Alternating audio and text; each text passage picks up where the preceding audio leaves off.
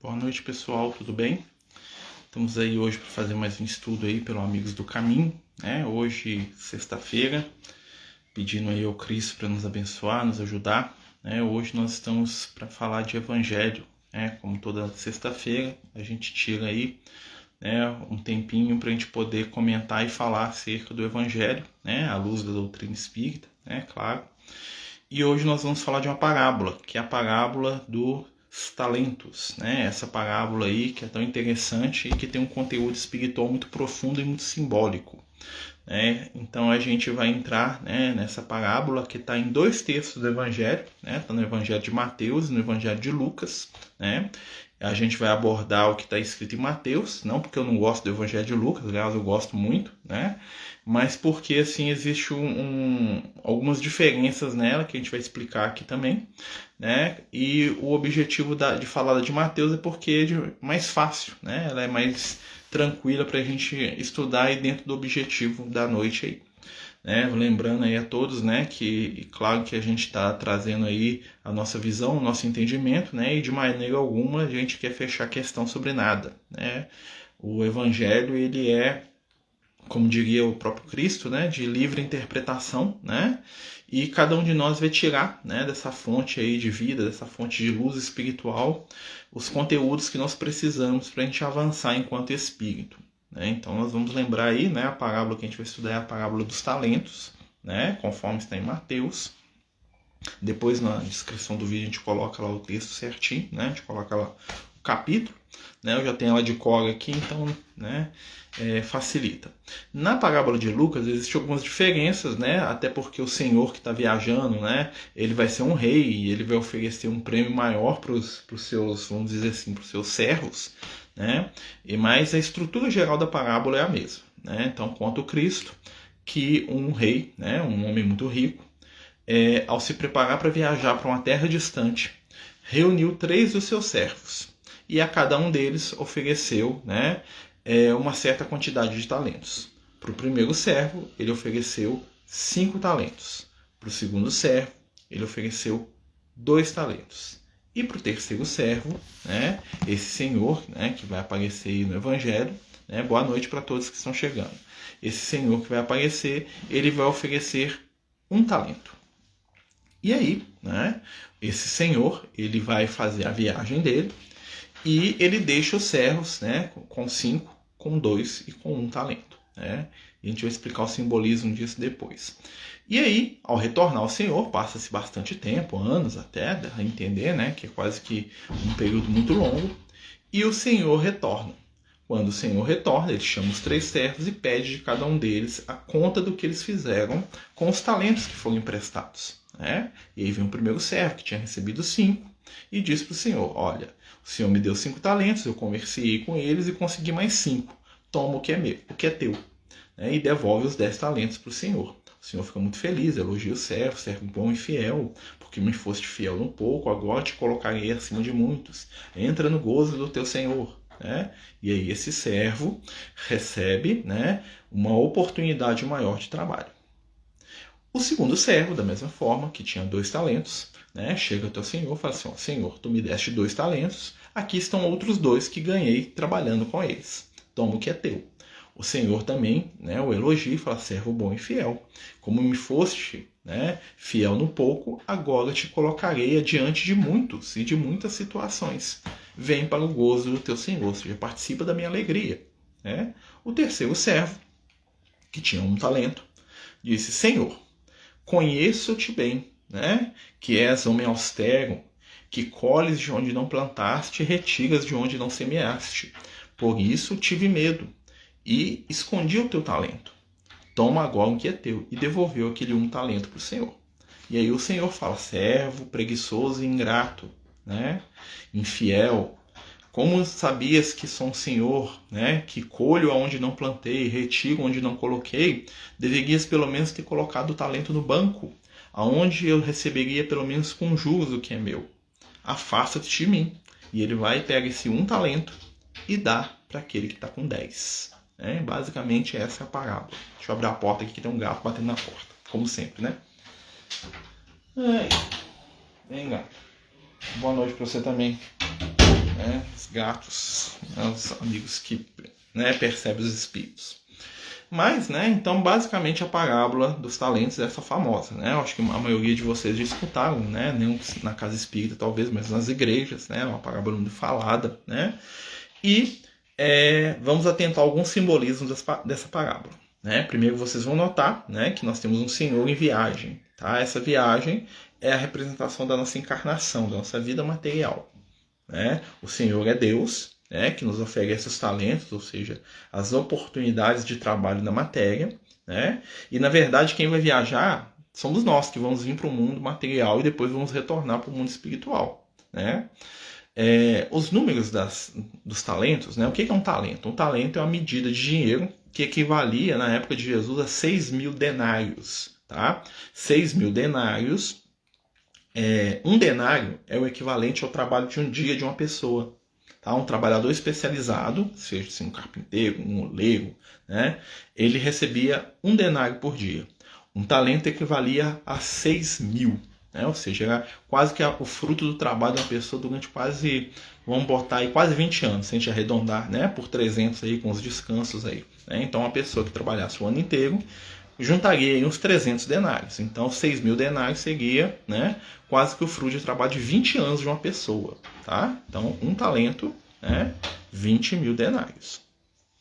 E aí, o que vai acontecer? Né? Cada uma dessas pessoas vai receber uma quantidade de talentos, na qual nós também vamos ter uma outra simbologia.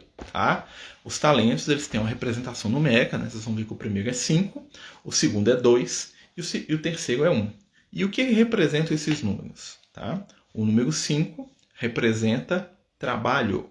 O número 2 representa família. E o número 1 representa espiritualidade, ou, né, oportunidades de trabalho. Né? Tem um menino aqui que quer dar um oi. Né?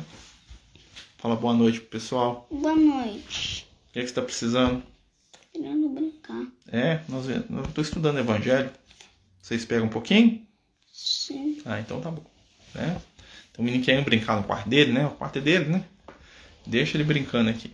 Né? Mas voltando. Então nós temos aí 3 tipos de talento, né? 5, 2 e 1.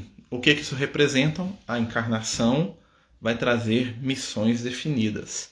Um reencarnou com a missão no campo da família, outro reencarnou com a missão no campo do trabalho, né, o de 5, e o que recebeu um talento reencarnou com conhecimento espiritual.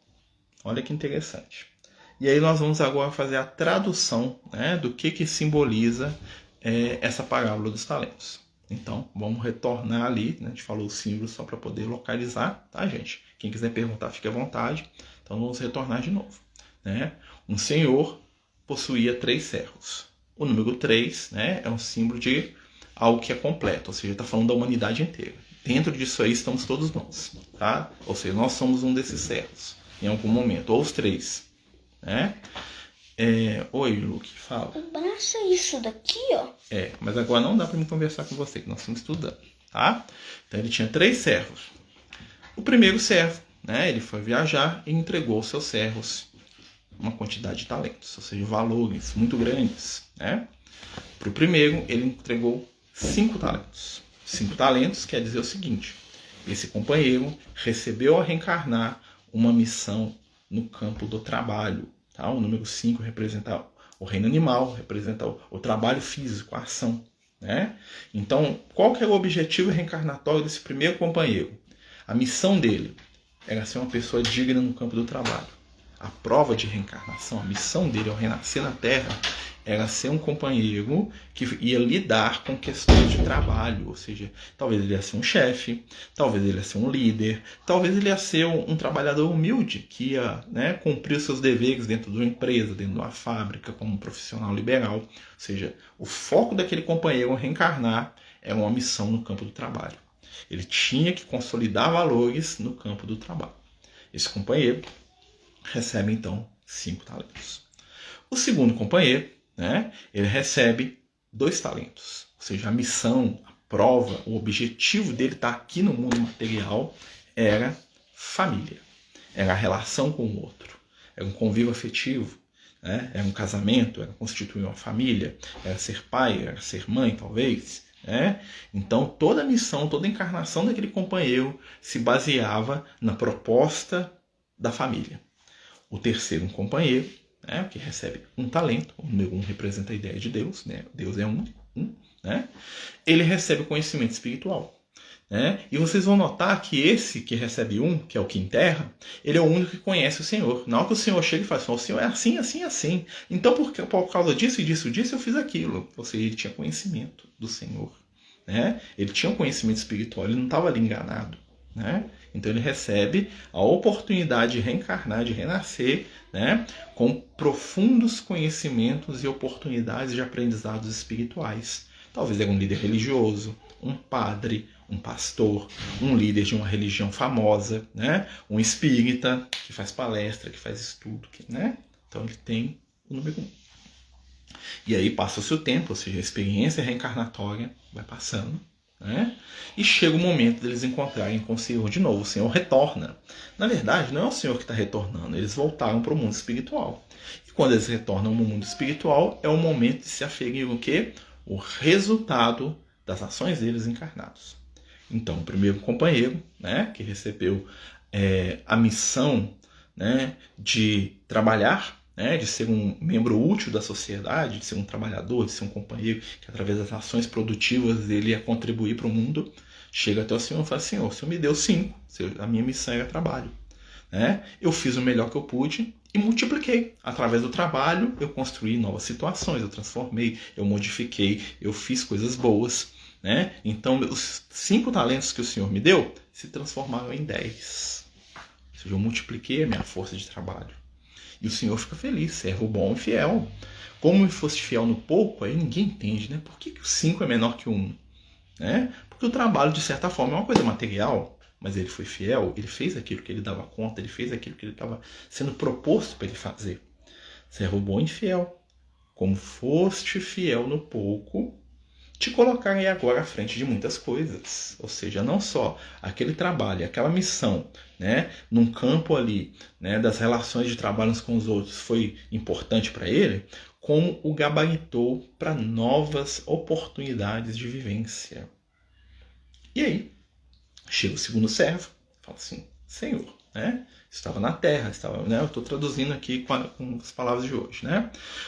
Igual o Senhor me deu 2 talentos, né? Ou seja, me deu a oportunidade de lidar com as questões da família. Né? Eu reencarnei para ser um bom pai, um bom filho, um bom irmão, um bom familiar, um bom marido, uma boa esposa.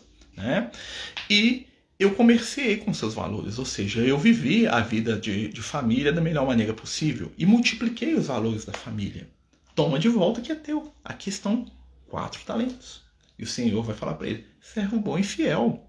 Como multiplicaste o que eu te dei, né, e me foste fiel no pouco, entra agora no gozo do Senhor para que você receba mais. Ou seja, ele se gabarita as esferas superiores, porque ele foi um bom familiar, um bom marido, um bom pai, um bom filho, alguém que se esforçou no campo da família. Ou seja, ele não criou a cura do câncer, ele não descobriu a cura das doenças, ele não foi um missionário espiritual, mas ele foi um bom pai. E aí nós vamos remeter essa parábola lá para o livro Nosso Lar. Quando o André Luiz encontra com a mãe dele, né, nós vemos que a mãe dele está numa esfera superior ao nosso lar. Ou seja, os espíritos do nosso lar estavam vibratoriamente e espiritualmente abaixo, na sua média, da mãe do André Luiz. E o que a mãe do André Luiz foi? Esposa e mãe, trabalhando silenciosamente em favor daqueles que estavam com ela. A mãe do André Luiz é aquela que recebeu talvez os 5 e os 2 talentos. É um exemplo. Né? Espíritos existem que se iluminam por dentro através de ações que são consideradas simples. Seres existem, né, que modificam toda a consciência da sua existência e acendem em si potenciais divinos profundos através de pequenas ações. Ou de ações que passam despercebidas à multidão. Né? Muitas vezes o pessoal pergunta assim, vai reencarnar um espírito de luz, né? Cadê? Né? Como é que ele não aparece? Né? O que ele vai fazer? Vai mudar o mundo? Não. Existem inúmeras entidades iluminadas que vêm e vão e a gente nem percebe. Porque as missões deles são específicas. A missão dele é ser um bom pai. A missão dele é ser um exemplo no ambiente de trabalho onde ele está. A missão dele é ser um professor digno, né? Um médico diligente, mas nunca famoso, né? E a evolução espiritual não carece de fama. Alguns espíritos muito evoluídos, é claro, que vão ter tarefas que vão impactar na sociedade inteira e, por consequência, vão ficar famosos, tá? Mas milhares de espíritos iluminados se movimentam à nossa volta aqui pelas vias da encarnação e nós não nos damos conta disso, né? Tem um espírito, o Cura d'Armes, né, que aparece lá no Evangelho segundo o Espiritismo, ele dá uma comunicação à Sociedade Espírita de Paris, lá na França, que ele fala, né, que ele era um cura, né, ou seja, ele era o cura é um cargo eclesiástico que existia há muito tempo. Hoje eu acho que nem tem mais esse cargo de cura, né? É um curador, né? Ele era uma pessoa que era responsável, né? Toma um café. Tá bom, Luke, vai lá, né? É uma pessoa que era responsável todo o trabalho religioso de uma cidade, né? O Luke veio aqui me chamar para jantar. Ele falou tomar café, mas é jantar, tá, gente? Depois eu janto. E aí, esse espírito, né, que tinha ele era muito famoso na França, tanto é que ele foi considerado santo depois que ele morreu. Ele fala assim num dos textos dele no Evangelho segundo o Espiritismo, que quando ele chega no mundo espiritual, muitas pessoas que pediam as coisas para ele, né, ou seja, pessoas que eram pobres, humildes, que pediam as coisas para ele, né, em determinado momento, né? Ô Luke, aqui ó, agora eu não vou, tá? Eu só vou na hora que eu acabar aqui. Não tem problema, na hora que eu acabar eu vou, tá bom? Tá. Então tá, vai lá com Deus. Fecha a porta, por favor.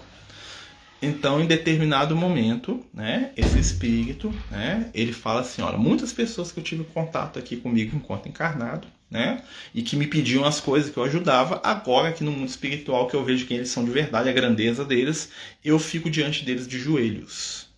Então, ou seja, muitas pessoas simples, humildes que conviviam com ele, né, eram entidades iluminadíssimas que ele ajudava, achando que ele estava fazendo muito, mas na verdade eram espíritos superiores a ele, que por sua vez agora, né, ele que tinha que ir lá pedir para essas entidades ajuda, né? Então, são esses casos assim, né? Nós estamos falando aqui, para quem está chegando, gente, nós estamos falando da parábola dos talentos, tá? E aí nós vamos falar um pouquinho do último talento, né? O último servo, é interessante que ele se aproxima, né, do Senhor e, como a gente já falou, né, ele tem um diferencial dos outros dois. Ele conhecia muito bem não só o que o Senhor fazia, mas como ele agia, né, e isso deu medo nele. Olha que interessante, né? Então ele fala assim, olha, sei que és um Senhor severo, né, que retiras aonde não plantaste, né, e colhes aonde não semeaste. Por isso tive medo. Olha que interessante. Né? Então esse servo ele recebeu o quê? A missão reencarnada do conhecimento espiritual. Mas ao invés de usar essa missão de conhecimento espiritual em favor de si e do próximo, o primeiro movimento dele ao saber as verdades do espírito enquanto encarnado, né, foi ter medo. Ao conhecer, né, e entender, né, claro que não tudo, porque ninguém sabe tudo, né, ao conhecer e entender os mecanismos divinos, esse companheiro se assustou com a responsabilidade, talvez. Né? Ele se assustou, né, com os deveres de consciência que isso pedia para ele. E o que ele fez com esse conhecimento, com essa oportunidade de iluminação? Ele enterrou. Enterrar é algo muito interessante. Né? Quando a gente fala enterrar, nós temos a questão da sepultura e nós temos a questão da semente. Né? Ou seja, o que ele fez? Ele deixou para depois. Ele não movimentou o recurso espiritual do conhecimento que ele tinha. E quando ele chega até o Senhor, né, e o Senhor fala assim, realmente, você sabia, né, que eu sou assim, que eu sou assado, né, e você nem para colocar isso aí no banco para render alguma coisa, ou seja, você não fez nada, meu companheiro, com o conhecimento que eu te dei. Você não fez nada com a oportunidade de saber as questões espirituais que você recebeu. E isso é uma lectiva para a gente hoje. Nós somos espíritos hoje que sabemos muito mais do espiritual do que em outras encarnações. E aí o que o Senhor faz? Ele retira o talento daquele que tinha 1 e dá para o que tem 10. Interessante isso, né? Ou seja, aquele espírito laborioso, que venceu as missões no campo do trabalho, que se tornou digno através do esforço, na próxima existência, além de ser um ótimo trabalhador, ele vai ter conhecimento espiritual também. Olha que interessante. né? E isso é bastante emblemático, porque se a gente for analisar bem, o que recebeu mais foi o que recebeu 1 talento, não o que recebeu 5. Né? Mas o que multiplicou mais, né, foi o que recebeu os 5, porque ele agiu com aquilo. Então, na nossa caminhada de evolução, no nosso aprendizado, na nossa vida, né, muitas vezes o que importa para a gente não é o que nós temos, mas é como nós usamos. Né? Meus amigos, nós estamos estudando aqui a parábola dos talentos, tá? Tá lá no Evangelho de Mateus, né? Nós estamos falando aqui dos moços que tinham talentos, né? E a gente está trazendo aí a explicação aí dos amigos espirituais que eles me ensinaram aí, eu estou dividindo com vocês. É a coisa que o Lucas gostava de ensinar. Então, o que acontece, né? Os talentos são os valores com os quais nós vamos reencarnar as missões. Né? 5 talentos, missão no trabalho. 2 talentos, missão na família. 1 talento, missão nas questões do espírito. O que recebeu 5, trabalhou, multiplicou, agiu. Foi um bom empregado, um bom chefe, um bom patrão, um bom produtor, né? Um bom construtor. Multiplicou seus talentos e isso se tornou luz na caminhada dele. O segundo companheiro, que recebeu 2 talentos, ou seja, uma missão no campo familiar, dentro de casa, talvez com um pai difícil, uma mãe difícil, um irmão, uma esposa, um esposo desequilibrado, um filho em necessidade, né, de reajuste. Esse companheiro abraçou a sua tarefa no lar e fez o melhor do que ele pôde. E aí ele multiplicou valores. O terceiro companheiro, que renasceu com a missão espiritual, com o conhecimento do Um, né, que é o símbolo da divindade, o símbolo de Deus. Né, o número 1 é Deus, né? Deus é único. Né? Esse companheiro, com tudo aquilo que ele sabia, com toda a informação que ele possuía, com todo o conhecimento, decidiu enterrar os seus valores. E dessa forma, né, os seus valores não se multiplicaram. E como não eram valores que ele utilizou, né, eles não se consolidaram na sua evolução. E é interessante que isso é uma coisa para a gente prestar atenção, que tudo aquilo que nós recebemos da espiritualidade que a gente não usa positivamente não consolida, não fica sendo nosso. Então, por exemplo, imagine que eu recebo um valor da espiritualidade. Eu vou renascer aqui, né, o Marcelo, e aí o Marcelo recebe inteligência. Eu vou ter inteligência acima da média, né? Aí eu utilizo essa inteligência para o bem. Né, para ajudar, para aprender, para ser uma pessoa digna, equilibrada, usar minha inteligência para o bem. Quando eu desencarno, aquele valor consolidou, essa inteligência que eu ganhei é minha para sempre. Imagina que eu recebi uma mediunidade. Eu utilizo essa mediunidade para consolar, para ajudar, nunca para aparecer, sem, né? Utilizei aquilo, a mediunidade se torna conquista minha. Ela é minha. Eu não preciso ganhar da espiritualidade. Se eu reencarnar por natural, eu vou ser inteligente, eu vou ser um bom médium. Mas imagine que, por outro modo, eu recebi inteligência e eu usei essa inteligência para passar a perna nos outros, né? Para poder fazer jogadas, para poder ter vantagem, para poder manipular consciências, para poder obter daquelas pessoas o que eu quero. Eu não vou consolidar esse valor. Aí na próxima encarnação essa inteligência, tchau para você, você não tem, você não a conquistou.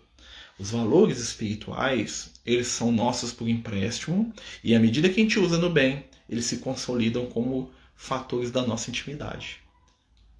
Isso que é a grande questão. Então, às vezes a gente reencarna e, por exemplo, eu não tenho um determinado valor. Eu faço, amigos espirituais, vocês podiam me ajudar e me dar a oportunidade, por exemplo, de eu ser um médico. Reencarnei. Né? Nunca fui médico. Né? Eu queria. A espiritual, beleza, você vai ter a oportunidade de estudar, de correr atrás, de ser um médico. Reencarno, né? E aí eu vou estudar, em vez de estudar eu vou pra festa, né? Eu empurro com a barriga, eu viro o médico meia boca lá que não quer fazer nada de útil pra ninguém, que só quer fingir que trabalha, né? O que vai acontecer quando eu chegar no mundo espiritual? Essa oportunidade vai estar perdida. Eu vou ter que recomeçar em outro ponto, e para mim voltar à posição de ter essa oportunidade de reencarnar como médico de novo, né? Ou qualquer profissão que seja, eu vou ter que ter muito esforço. Então, dessa maneira aí, nós vamos entender que os talentos são as oportunidades.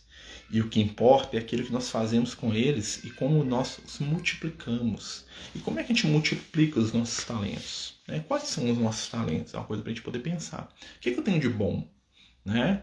O Cristo nos ajuda a multiplicar os nossos talentos. E aí essa parábola conecta diretamente com a parábola da multiplicação dos pães e dos peixes. Os pães e os peixes não foram multiplicados magicamente. Jesus nos incentivou, naquele momento, né, as pessoas que estavam lá, a trabalhar a nossa capacidade de compartilhar.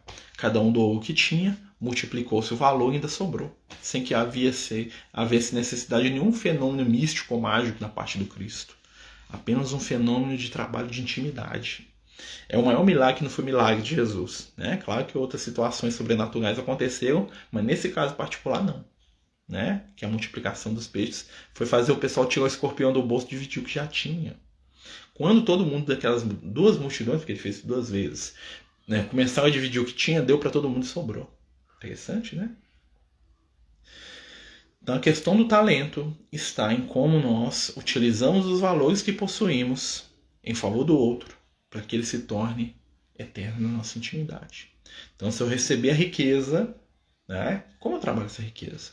Apenas para satisfazer os meus prazeres, os meus desejos, as minhas vontades? Ou eu uso essa riqueza para gerar, né, bem-estar para aqueles que estão à minha volta? Eu trabalho, eu emprego, eu movimento, eu distribuo, né, eu multiplico, né, e essa multiplicação da riqueza favorece quem está à minha volta, eu guardo tudo para mim. Isso vai dizer se eu vou consolidar valores de riqueza para a eternidade. Né? O conhecimento, eu sei um monte de coisa, mas eu não divido nada com ninguém, eu não ensino, não divido, não quero. Né? Então esse conhecimento está morto. Esse conhecimento vai desaparecer. Mas se aquilo que eu sei eu divido, mesmo que seja pouco, eu estou consolidando valores, construindo relações, transformando, né, movimentos espirituais na nossa vida. Né, meus amigos? Estamos aqui falando, né, conforme a gente diz aqui, né, da parábola. Parábola dos talentos. Eu estou até viajado aqui, gente, desculpa. Tá? Então, assim, é uma parábola muito pequena. Travou aqui um pouquinho, voltou. É uma parábola muito curtinha. Ela tem ali um conteúdo espiritual muito profundo, né, que é o conteúdo da nossa vinda ao plano físico, com as potencialidades que nós carregamos. Né? E ela representa para a gente toda a nossa construção espiritual. Né? Os talentos são os nossos valores, são as nossas missões reencarnatórias. Lembre-se sempre disso. Descobrir os nossos talentos, trabalhar as nossas potencialidades espirituais é fundamental. Então, meus amigos, né, se alguém quiser fazer alguma pergunta, algum comentário, nós estamos abertos aí. Né? Como eu falei, é uma parábola pequenina, né, mas a questão não é o tempo, e sim a profundidade do estudo. Né? Não é uma parábola que vai trazer uma reflexão. No Evangelho de Lucas nós temos algumas diferenças. Né? Boa noite, gente. Nós já estamos quase que terminando aqui, mas vai ficar tudo salvo, viu? Nós estamos falando da parábola dos talentos, né? No Evangelho de Mateus, né, ela é bem mais simples. No Evangelho de Lucas, né, Jesus vai mudar o termo talentos por minas, tá? Mina é uma outra medida de valor, né? E essa história vai ter mais detalhes, né? Nós vamos ver o Senhor, quando ganha, ele coloca os servos à frente de uma cidade, uma coisa assim. Né? Mas a gente sabe que a diferença é mesmo de lembrança. Né? Vamos lembrar que quando o Evangelho foi escrito, né, nós temos ali a memória, né, e a vivência de muitos companheiros que conviveram com Jesus, mas que foram contadas histórias anos depois. E à medida que essas histórias foram contadas, um detalhe, uma forma de expressão, uma situação diferente foi sendo colocada. Né? Não há que pensar que são coisas, né, uma está certa e a outra está errada. E sim, são lembranças diferentes. Às vezes duas pessoas que tiveram a mesma experiência, né, lembram da situação, né, de maneiras diversas umas das outras. Né, porque cada um vai focar numa determinada situação e lembra. Né? Mateus, ele esteve lá e viu Jesus. Mesmo assim, ele escreve décadas depois. Né? Como é que ele lembra uma coisa que passou décadas? Ele lembra mais ou menos. O Lucas, ele não teve com Jesus, ou seja, ele escutou essa parábola, né, de segunda mão. Né? O Lucas, ele não conheceu Jesus. Né? Quando o Lucas ficou cristão, Jesus já tinha desencarnado, já tinha ido para o mundo espiritual. Então o Lucas, ele vai pegar as experiências de Jesus, né, daquelas pessoas que conheceram. Conta para mim essa história. Ele ia lá, né, e escrevia. Quem são as pessoas que atualmente recebem um talento? Nós todos que temos a oportunidade do conhecimento espiritual, nós podemos dizer que nós recebemos um talento. Né? Nós recebemos o conhecimento, nós sabemos da imortalidade, nós sabemos que a vida continua, nós sabemos da reencarnação. Né? Então nós temos um conhecimento espiritual. E aí, o que nós estamos fazendo com esse conhecimento? Nós estamos enterrando ou nós estamos multiplicando isso como valor para a nossa vida? E como é que a gente multiplica o conhecimento espiritual? Primeiro, vivendo de acordo com aquilo que a gente sabe. Né? Por exemplo, eu sei que nós somos espíritos imortais. Eu sei que nós somos espíritos que vão reencarnar. Né? Então eu tenho que viver, né? Isso vai impactar na minha vida de alguma forma. Jesus falava em parábolas porque o povo daquela época não tinha entendimento para ouvir a verdade nua e crua. Nem tanta verdade nua e crua, meu amigo. O que acontecia é que Jesus adaptava o ensinamento para o nível intelectual das pessoas. Eram pessoas muito simples, né?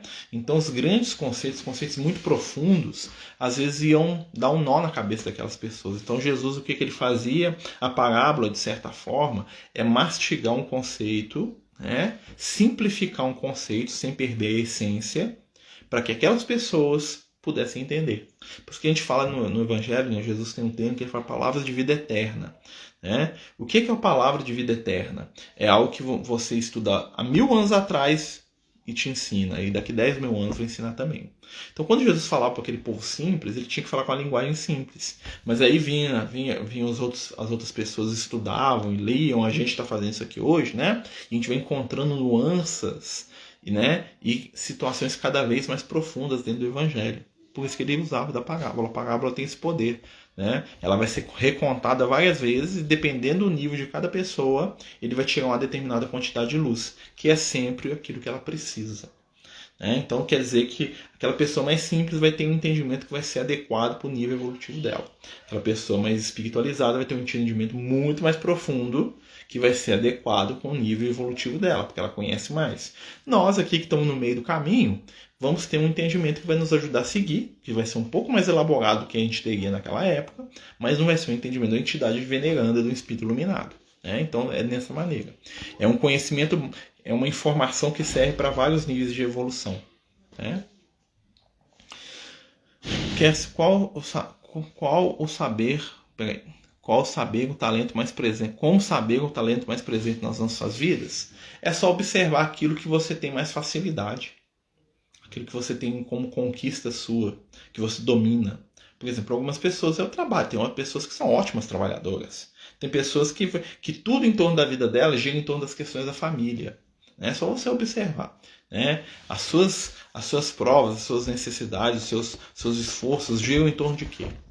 Então, por exemplo, tem gente que a vida dele gira em torno da família. Tem gente que a vida dele gira em torno do evangelho. Vai ser um pregador, vai ser um... Né? Tem gente que a vida dele gira em torno, né, de si mesmo. Tem gente que a vida dele gira em torno do trabalho. Então, você vai perceber que seu talento... Né? Claro que quando ele fala ali, ele define, né, só trabalho, só família, só espiritual. Na verdade...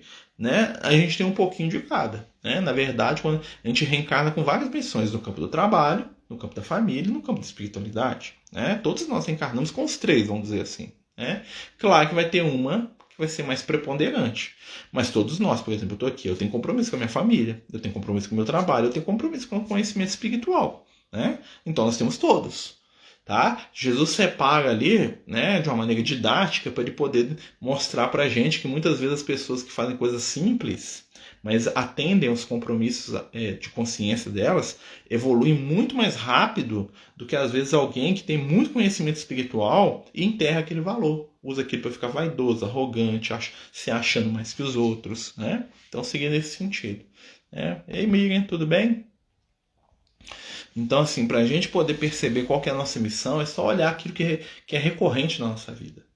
Né? O que mais aparece na nossa vida? Normalmente, né? Muitas vezes é uma coisa também que a gente faz com facilidade, ou é alguma coisa que nós precisamos nos esforçar. Né? Então, são várias situações. Né? O André Luiz fala sobre isso, que quanto mais evoluído o espírito, mais profundo é o entendimento das palavras do Cristo. Exatamente, é isso aí mesmo. Né? Então, as palavras do Cristo, elas servem desde pro lavrador semi-analfabeto que viveu lá em Nazaré do lado dele, né? Pro catador de lixo que vivia lá em Jerusalém, né?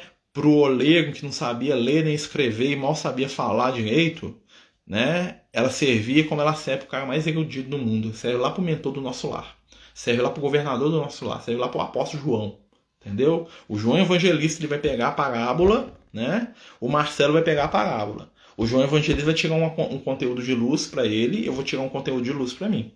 E é sempre o conteúdo suficiente. Claro que nada me impede de aprender com o João Evangelista. Se quiser me ensinar aqui, João, estou à disposição, né?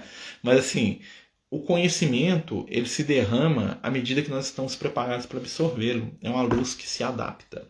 Esse é o grande segredo do Evangelho. Né? Então, há 10 mil anos atrás, se a gente pegar o Evangelho, nós vamos entender alguma coisa que vai ser útil.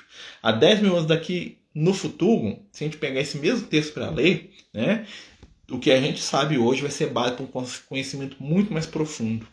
Né? Por isso são palavras de vida eterna. Porque eles trazem dentro de si conceitos espirituais que a gente não pode nem imaginar, né, meus amigos? Pessoal, então, né, o meu celular que está brigando com a bateria aqui, né, acho que da nossa noite aí, né, o nosso estudo de evangelho, né, eu acho que isso é o suficiente, né, até para não encher o pessoal aí com muita, né, falar em excesso também é característica de espírito desequilibrado. O Liel fala muito disso, né, simplicidade, simplifica tudo, meu filho, ele vivia falando isso para mim, fala isso muito, simplifica tudo, vamos simplificar, né, é necessário simplificar, né, então assim, os ensinamentos do Cristo são simples e profundos.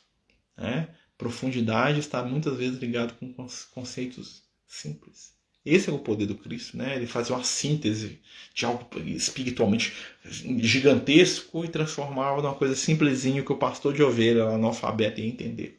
Que o pescador lá na beira do rio carregando o peixe nas costas e olha e fala, peguei. Né?